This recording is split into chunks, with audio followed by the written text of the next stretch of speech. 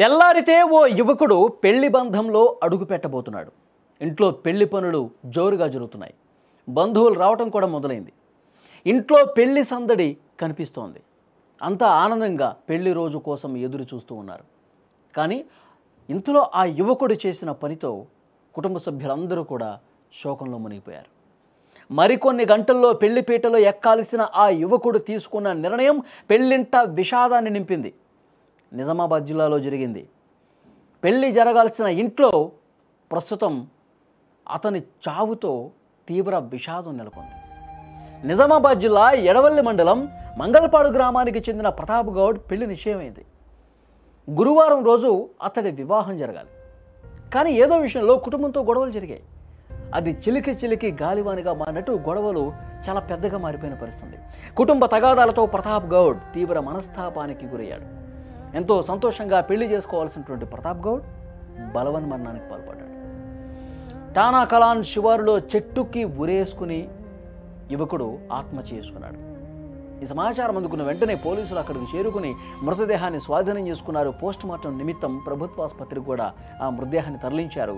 Case నమోదు చేసుకుని దర్యాప్తు చేస్తున్నారు. కానీ ఆ యువకుడు చనిపోవడంతో తల్లిదండ్రులు, బంధువులు నిజంగా వాళ్ళకి చాలా బాధ ఉంటుంది.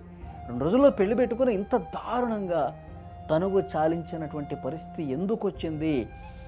అంత దారుణమైనటువంటి నిర్ణయం ఎందుకు తీసుకున్నాడు? అలాంటి కఠిన నిర్ణయం తీసుకుని చాలా సరదాగా సంతోషంగా పెళ్లి బాజాలు మోగాల్సిన చోట ఇంత శోకాన్ని ఎందుకు మిగిల్చావు అని చెప్పి గుండెలు బాదుకుంటూ ఆ కుటుంబ సభ్యులు రోధిస్తూ ఉన్నారు.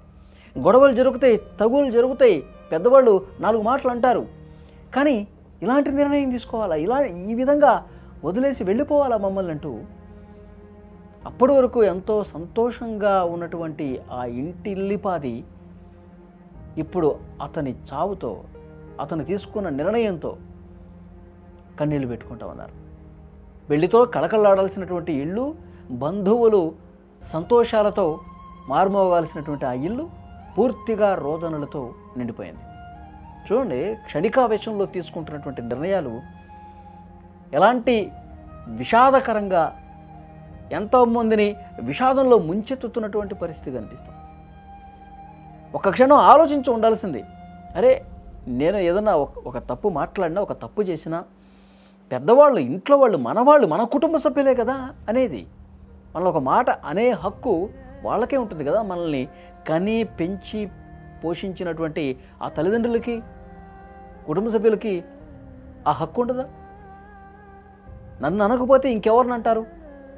తప్పు చేసిన నన్ను సరిచేయాల్సింది వాళ్ళే కదా. సరే, నేను తప్పు చేయలేదు, నిజం ఇదే అని చెప్పి భవిష్యత్తులో తెలుస్తుంది కదా. అరే, అనవసరంగా వాడిని ఆ మాట అన్నారని చెప్పి వాళ్ళు ప్రాయశ్చిత్తం చేసుకునే పరిస్థితి ఉంటుంది కదా. ఇవేమీ ఆలోచన చేయకుండా క్షణికావేశంలో పాపం ఇతన్ని చేసుకోబోయే అమ్మాయి కూడా ఎంత బాధపడి ఉంటుంది. రోజుల్లో ఉంది, 2 రోజుల్లో ఉంది పెళ్ళి.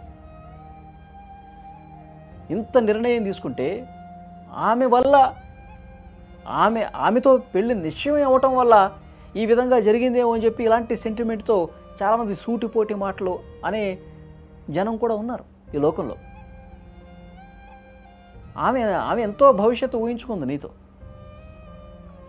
ఎన్నో కలలుగానే ఉంటుంది, నా జీవితం ఇంత అందంగా ఉండాలని చెప్పి. సో పెళ్ళి కాకముందే జరిగింది కాబట్టి ఇది కొంతలో కొంత ఆమెకు ఉపశమనం.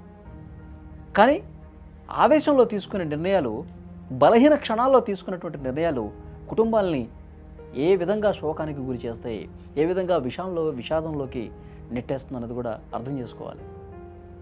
డెఫినెట్గా యువకులు చాలామంది ఇలాంటి క్షణికావేశానికి లోనై తమ జీవితాలని కోల్పోతున్నారు.